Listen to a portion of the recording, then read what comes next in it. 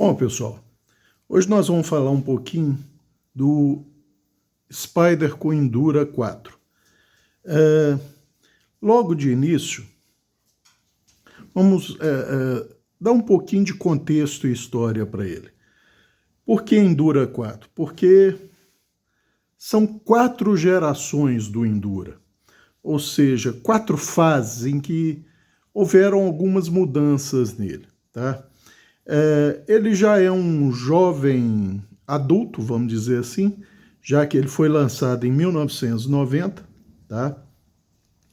E ele, vamos dizer assim, junto com o irmão menor dele, que é o Delica, do qual o Seymour Hiller é uma cópia em tamanho menor, cerca de 10% menor do que o Delica original, eles são o carro-chefe da Spyderco. Com certeza, os modelos mais fabricados e mais vendidos da Spyderco. O Endura talvez seja o que a gente possa chamar, gente, de pé de boi ou pé de cachorro, ou pau para toda a obra da Spyderco. Tem o característico design de folha, né? A lâmina em folha. E ele passou por essas fases, né? Esse seria o Endura 4, com modificações em empunhadura, clipe e aço, tá? As primeiras 2 ou 3 gerações eram basicamente com o clipe em plástico integrado na empunhadura, tá?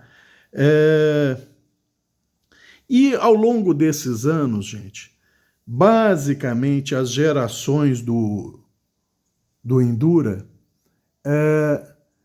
elas usaram tipos específicos de aço, tá? Vamos colocar assim. Então a primeira geração foi de 1990 até 97, né? Usando o aço japonês, o JIN 1 e o AUS 8, tá? Muita gente às vezes fala assim, não é AUS 8, é AUS 6 e tal. Não.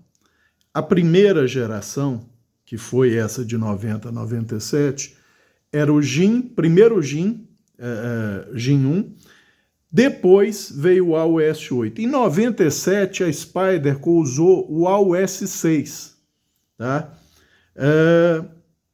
E foi basicamente no ano de 97.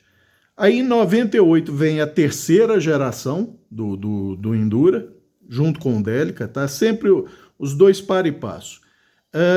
Em 98 começou o uso do ATS 55, tá? E ali, em algum período entre 98 e 2006, a Spyderco mudou para o VG10. E aí se estabilizou no VG10, vamos dizer assim. Adotou o VG10 da Takefo, tá? Como aço principal. Até então, gente, não havia mudanças ou opções de aço no Endura e no Delica. Era o aço dominante da sua geração. Então, 2006, eu acho. 2006? Acho que é isso. 2006 vem a 4ª geração, tá? Que é a que permanece até hoje. E com detalhe, gente, nessas primeiras 3 gerações e no início da geração 4, a geometria geral do Endura e do Delica era Saber, tá? Ou Saber Hollow ou Saber Flat, mas Saber, tá? Aí, 2010, a Spyderco resolve lançar o Endura Full Flat Ground. Foi então que me deu um estalo, tá? Quando ela lançou o Endura Full Flat Ground, eu falei assim, o Delica eu achava muito pequeno, tá? Aí eu falei assim, eu acho que eu vou comprar um, tá? E aí eu comprei esse canivete, tá? O flagship da Spyderco, ou seja, é o carro-chefe da Spyderco, né? E essa geração, gente, geração 4, a Spyderco resolveu dar em partidas especiais, vamos dizer assim, em lotes especiais, uma variação nos aços. Então você teve assim,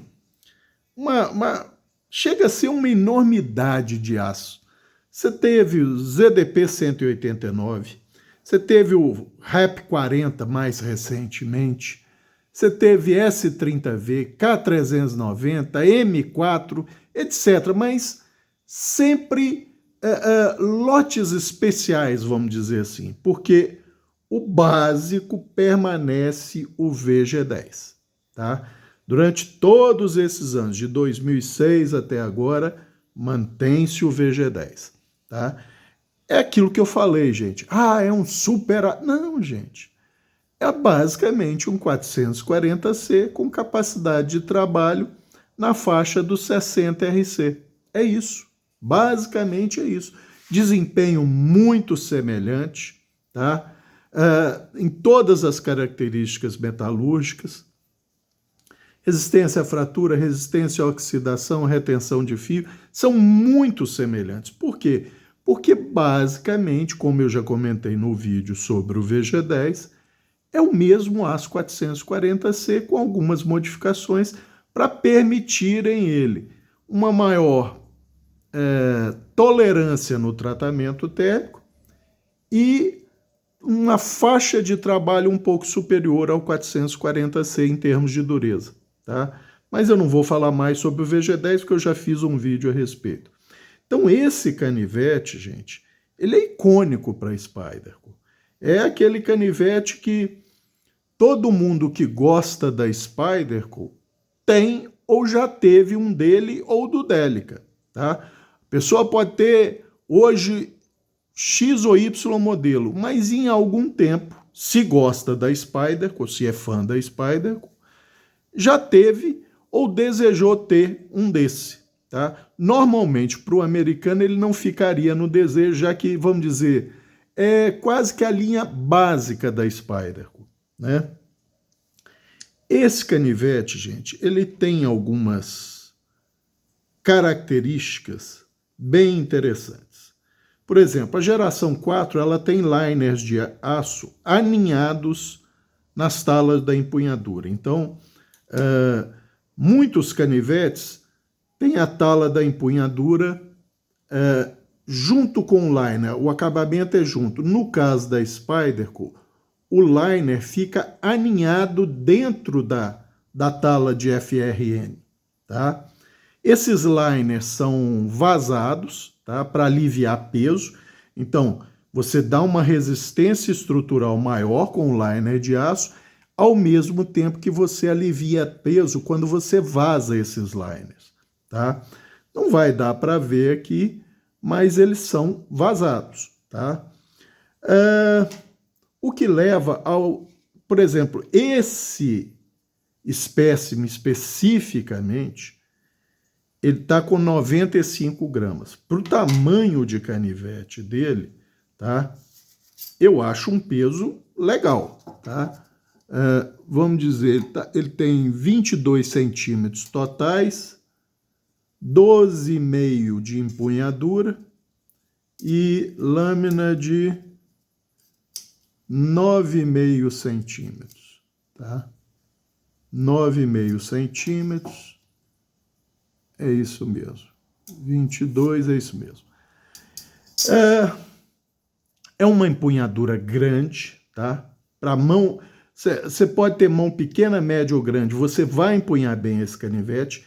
Ele aceita uma pega um pouco mais enforcada, vamos dizer assim, sendo possível uma pega bem enforcada sem ele ter um finger choil, mas o ricaço dele aqui permite você, com conforto relativo e segurança relativa, fazer a empunhadura enforcada para cortes detalhados ou com muita pressão, tá? Não é dedicado a isso, mas funciona para isso, já que é um ricaço generoso, que dá outra vantagem. Quando você vai fechar, olha lá, seu dedo não corre risco de ser picado pelo fio. Você pode deixar ele fechar no seu dedo, que é o ricaço que vai pegar lá, tá? Então, isso é uma coisa interessante. Tem posição tip up, tip down, esquerdo e direito para o clipe, que tem uma boa tensão, não é nada demais, mas segura bem na calça. O design da empunhadura, gente, é muito interessante, porque ela tem a chamada textura bidirecional. O que é isso na prática? Isso que vocês estão vendo aqui, que parece pequenos vulcãozinhos, na verdade, gente, são planos inclinados, tá? É como se você tivesse uma rampinha com um furo no meio, com as bordas todas arredondadas, e aqui, na porção onde tem o logo do canivete da Spyderco, que é basicamente o meio da empunhadura, daqui para frente, elas são inclinadas, deixando a porção mais alta para trás, de modo que se você forçar o dedo, ele trava, entre aspas, dá gripe aqui. E do logo para trás é o contrário, elas são inclinadas para frente, tá? De modo que se você tentar correr o dedão para trás, ele trava também. E olha que trava e trava bem, sem ser desconfortável para digital. Então é um lance muito bem sacado da Spyderco, tá? E aqui no meio, ele deveria ser então chamado de tetradirecional, né? Porque é para fora e para dentro, de modo que evita que seu dedão escape de um lado e do outro, tá? Mas o grosso dominante é para frente e para trás. Empunhadura essa que te permite, normalmente, a pega para exercer maior força nos cortes, o power cut, e também, pelo tamanho dela, te permite a empunhadura mais posterior. Ah, Cabral, quando é que eu vou fazer essa empunhadura posterior? Não dá para mim fazer shopping, porque é um canivete, não tem peso. E para cortar alguma coisa em tábua, um churrasco, por exemplo? Não te facilita muito? Apesar de que esse formato de lift, ou folha, não é o ideal para uso em tábua. Por quê? Na tábua, olha lá, se você tentar cortar, somente essa porção vai tocar na tábua, porque a pequena guarda, vamos dizer, da empunhadura toca também. Então ele é para uso inclinado mais da ponta, tá? Quando em tábua. Algumas medidas. A espessura total da empunhadura, gente, é homogêneo, 11 milímetros, tá? É nele todo, tá? Não tem diferença. Aqui, na posição do indicador para o dedo médio, é onde ele é mais fino, ela tem 21 milímetros, tá? Na separação do médio para o anular, 27 milímetros. E no posterior aqui, 20 milímetros, tá? Muito confortável na mão, tá? Não dá hotspot na mão para nada, porque todas as quinas são arredondadas. Esse Endura 4, ele tem um backspacer também em FRN para preencher, tá? É lockback com Boyd Dent, tá? Que, como eu já citei, não é para evitar que ele desengaje acidentalmente. Não é para isso. É para facilitar a indexação, ou seja, você está segurando o canivete, você quer desengajar, você sentiu a depressão aqui, você encaixa o dedo e, no caso do Endura, você pode deixá-lo baixar, porque é o ricaço que vai pegar no seu dedo, tá? Então, muito tranquilo quanto a isso. É realmente um canivete, gente, e é por isso que ele é o pau para toda a obra da Spyderco, com um aço que te dá boas características de tolerância à fratura e retenção de fio, além de resistência à oxidação. Então, ele pode ser usado em tudo. Vai fazer bem tudo? Não, não vai. Mas como todo pau para toda obra, gente, ele não é dedicado, não tem um uso exclusivo no qual ele se sobressaia muito e tal. Ele funciona mais ou menos bem para um monte de coisa. E é isso que a Spyderco quer. Um spider hole, tá? Conhecidíssimo no mundo afora, que tem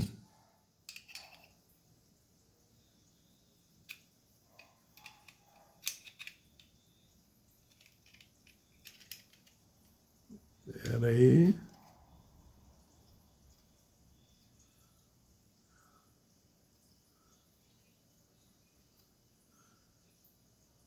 Doze, 13 milímetros, gente, de diâmetro, tá? Então, para você abrir ou fechar, tá? Muito simples, muito simples. Tem um jimping aqui na corcova dele, vamos dizer assim, que é para dar mais gripe quando você apoia o dedão e realmente dá um gripe muito bom, tá? Espessura máxima no ricaço, 3 milímetros cravados, tá?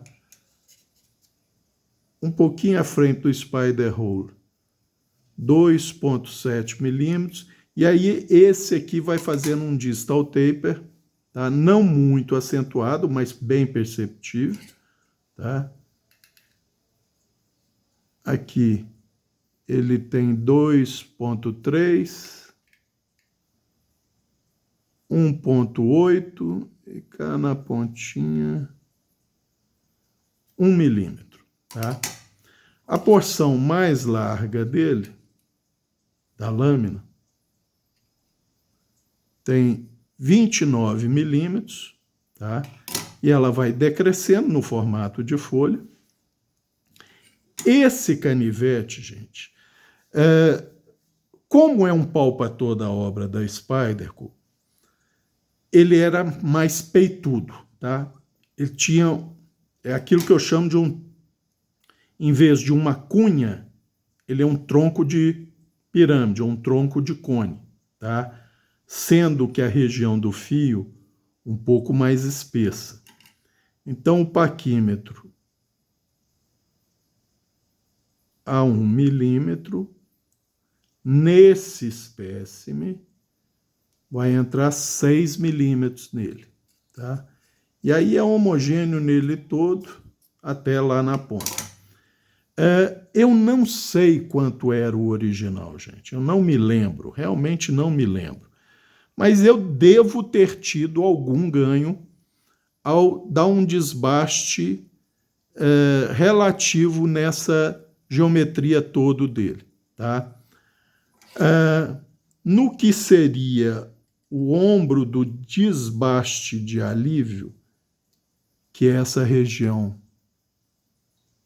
mais visível dele, mais brilhante, tanto de um lado quanto do outro, tá? No ombro, ele está com 0,2 milímetros. Esse desbaste de alívio tem 1,2 milímetros, desde a borda extrema até o ombro dele. Então, gente, eu realmente não sei quanto ele tinha no original. Não me lembro, isso tem mais de 14 anos que eu adquiri, acho que é isso. O fio dele, eu já comentei em outros vídeos, até 1 ou 2 anos atrás não me agradava muito. Por quê?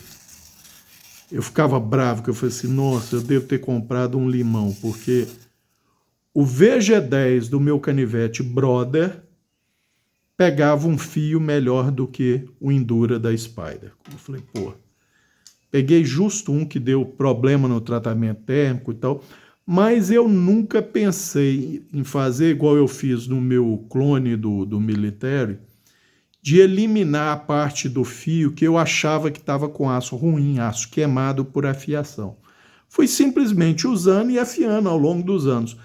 Quando, acho que o ano passado ou retrasado, não sei, eu fui usar, eu falei assim, uai, deu diferença no fio, o fio ficou mais suave no cortar. E tá certo, o VG10, lógico que não vai ter a suavidade de um AOS 8, de um 13C26, de um 12C27, de um 420HC, mas ele teria que ser mais suave do que o do Brother, por exemplo, significando que o tratamento térmico estaria melhor. E não é que agora ele está...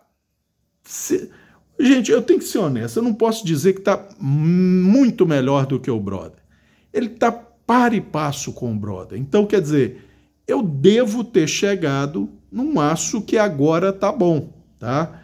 Porque não é característica do VG10 ter esse fio suave, por causa dos carbonetos dele, que não são grandes como no 440C, mas ainda assim tem um tamanho significante e um volume significante, tá?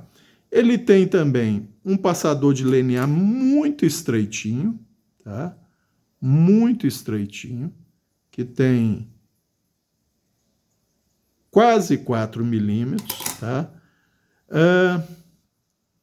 Mas o clipe originalmente era preto. Ah, você raspou? Não, isso é do uso, tá? Do uso, a tintura, a pintura foi saindo. De um lado ele vem escrito Sex City, onde é produzido um centro cuteleiro no Japão, e do outro Spyderco VG10, tá?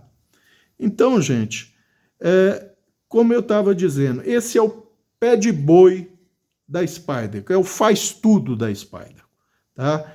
É aquele canivete que o Saul Glasser acha que é a base do império dele, da Spyderco, tá? Aquilo que faz o que o usuário precisar que ele faça, tá? Há vários anos atrás, no fórum, o Glasser falou que o modelo preferido dele, da época, tá? Porque isso é lógico, pode mudar e tal, era o Stretch 2, tá? Sendo que ele diz que tem um carinho muito grande pelo Military, mas na época ele falou assim, não, o modelo que eu uso por causa da caça é o Stretch 2. E esse modelo, gente, é, vamos dizer, a base do império da Spyderco, sendo que a Spyderco não começou produzindo canivetes, tá, gente?